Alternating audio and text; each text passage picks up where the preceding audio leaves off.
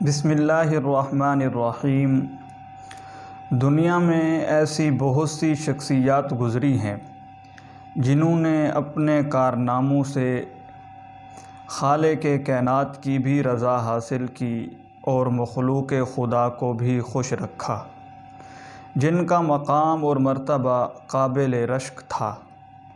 مگر کیا ایسی شخصیات بھی جن کا مقام اس قدر بلند ہو، جن کی عظمت کا یہ حال ہو کہ اللہ کے کسی نبی اور رسول نے ان کے نکاح میں یکے بعد دیگر اپنی 2 بیٹیاں دی ہوں؟ ایسی دنیا میں شخصیت صرف ایک ہی گزری ہے، جن کا نام نامی اسم گرامی شہید مظلوم خلیفہ ثالث حضرت عثمان غنی رضی اللہ تعالی عنہ ہے۔ حضرت عثمان غنی رضی اللہ تعالی عنہ کا لقب ذی النورین ہے۔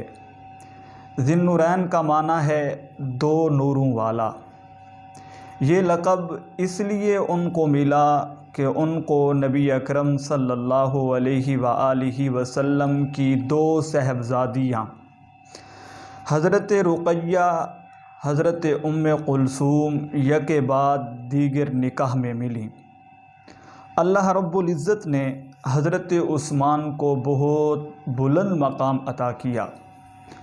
جب حضرت عثمان اسلام لائے تو حضرت عثمان کے چچا حاکم عاص نے ان کو قید کیا، ان کو رسی کے ساتھ باندھا، کہا تم نے اپنے باپ دادا کے دین کو چھوڑ کر نیا دین اختیار کر لیا ہے، جب تک آپ نئے دین کو ترک نہیں کرو گے تو میں آپ پر ظلم کرتا رہوں گا۔ حضرت عثمان نے کہا قسم ہے مجھے اس ذات کی جس کے قبضہ قدرت میں میری جان ہے، اگر میری جان بھی چلی جائے تب بھی میں اسلام کو ترک نہیں کروں گا۔ وہ ظالم ظلم کر کر کے حضرت عثمان کو رہا کر دیتا ہے۔ حضرت عثمان کی حیا مشہور تھی۔ حضرت عائشہ رضی اللہ تعالی عنہا فرماتی ہیں، ایک دن نبی کریم صلی اللہ علیہ وآلہ وسلم اپنے گھر میں تشریف فرما ہیں۔ آقا لیٹے ہوئے ہیں، آقا کی دونوں پنڈلیوں سے کپڑا ہٹا ہوا ہے۔ حضرت ابوبکر صدیق نے اندر آنے کی اجازت مانگی، آقا اپنی حالت میں برقرار رہے، حضرت ابوبکر اندر آ گئے۔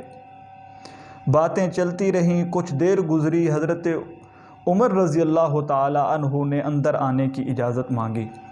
آقا نامدار صلی اللہ علیہ وآلہ وسلم نے ان کو اجازت دے دی، لیکن آقا آرام سے سوئے رہے، اپنی حالت میں برقرار رہے۔ کچھ ہی دیر گزری تو حضرت عثمان غنی رضی اللہ تعالی عنہ نے اندر آنے کی اجازت مانگی۔ آقا نامدار صلی اللہ علیہ وآلہ وسلم اٹھ کے بیٹھ گئے، اپنی پنڈلیوں سے کپڑے کو ٹھیک کیا، پھر حضرت عثمان کو اندر آنے کی اجازت دی۔ جب مجلس ختم ہوئی، سب لوگ اپنے گھروں کو چلے گئے۔ ام المومنین حضرت عائشہ صدیقہ رضی اللہ تعالی عنہ فرماتی ہیں، میں نے آقا سے سوال کیا یا رسول اللہ، ابو بکر تشریف لائے، عمر تشریف لائے، آپ اسی حالت میں لیٹے رہے جس حالت میں تھے، لیکن جب حضرت عثمان آئے آپ اٹھ کے بیٹھ گئے، آپ نے اپنی پنڈلیوں سے کپڑا ٹھیک کیا، اس کی کیا وجہ ہے؟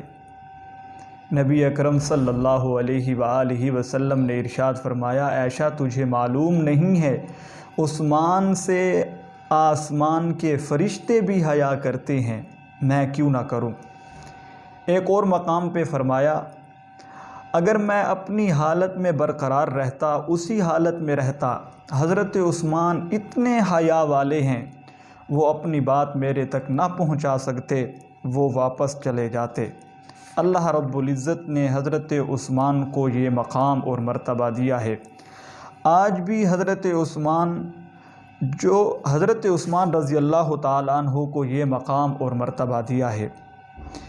غزوہ تبوک کے موقع پر مسلمانوں کی حالت بہت کمزور تھی، نبی اکرم صلی اللہ علیہ وآلہ وسلم نے چندے کا اعلان کیا۔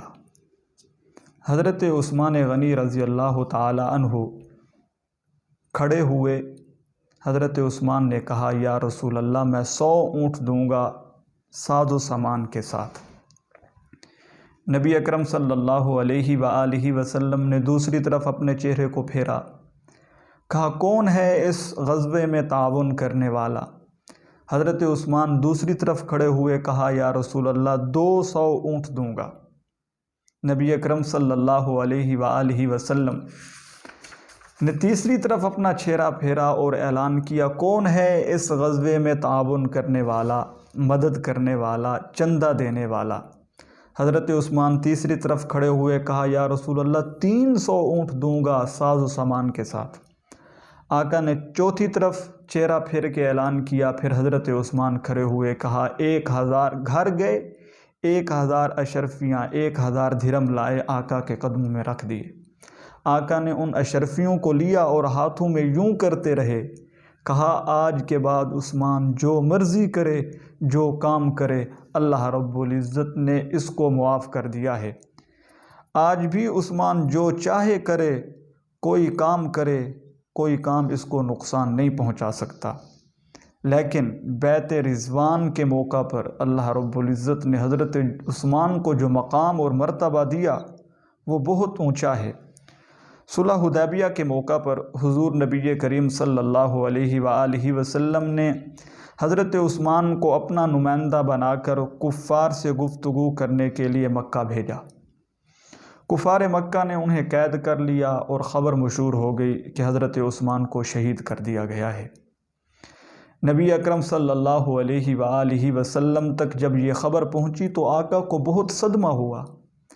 آقا نے صحابہ سے بیعت لی کہ ہم حضرت عثمان کا قصاص لیں گے، حضرت عثمان کا بدلہ لیں گے۔ نبی اکرم صلی اللہ علیہ وسلم نے صحابہ سے بیعت لی، اپنے دائیں ہاتھ کو حضرت عثمان کا ہاتھ قرار دیا اور بائیں ہاتھ کو اپنا ہاتھ قرار دیا۔ حضرت عثمان کی طرف سے بیعت لے رہے ہیں حضرت عثمان کے قتل کا بدلہ لینے کے لیے۔ اب حضرت عثمان کا مقام کیا ہے کہ نبی کا ہاتھ عثمان کا ہاتھ بنا ہے۔ حضرت عثمان رضی اللہ تعالی عنہ کا مقام اور مرتبہ آپ ان کی اس تقریر سے بھی لگا سکتے ہیں جب انہوں نے باغیوں کو تقریر کی اپنی مکان کی چھت پہ چڑھ کے۔ جب انہوں نے حضرت عثمان کا گھیرا تنگ کیا تو حضرت عثمان اپنے گھر کی چھت پہ چڑھے اور کہنے لگے میں آپ کو اللہ اور دین کا واسطہ دے کے پوچھتا ہوں، کیا میں وہی عثمان نہیں ہوں جب آقا انعامدار صلی اللہ علیہ وآلہ وسلم مکہ سے مدینہ کی طرف آئے؟ مدینہ میں آئے تو مسلمانوں کے پاس پینے کے لیے میٹھے پانی کا کنواں موجود نہیں تھا۔ پورے مدینے میں ایک کنواں موجود تھا میٹھے پانی کا، وہ بھی ایک یہودی کے قبضے میں تھا۔ نبی اکرم صلی اللہ علیہ وآلہ وسلم نے ارشاد فرمایا جو مسلمانوں کو یہ کنواں خرید کر وقف کر دے گا اللہ رب العزت اسے اس سے بھی اچھا مقام جنت میں دیں گے۔ حضرت عثمان نے کہا میں نے وہ کنواں اپنے پیسوں سے خرید کر آپ کے حوالے کیا، مسلمانوں کے وقف کیا، آج مجھے اسی کنویں سے 2 گھونٹ پانی نہیں پینے دے جا رہا۔ لوگوں نے تصدیق کی کہ آپ نے سچ کہا۔ حضرت عثمان نے کہا میں آپ کو اللہ اور اس کے رسول کا واسطہ دیتا ہوں، کیا مجھے آپ بتائیں کہ میں وہی عثمان نہیں ہوں جس وقت نبی اکرم صلی اللہ علیہ وآلہ وسلم نے ارشاد فرمایا کہ مسجد نبوی کی جگہ تنگ ہے، کون ہے جو مسجد نبوی کی جگہ خرید کر دے؟ عثمان نے اپنے پیسوں سے مسجد نبوی کی جگہ خرید کر دی۔ آج عثمان کو اسی مسجد میں 2 رکعت نوافل نماز نہیں پڑھنے دی جا رہی۔ لوگوں نے کہا آپ نے سچ کہا۔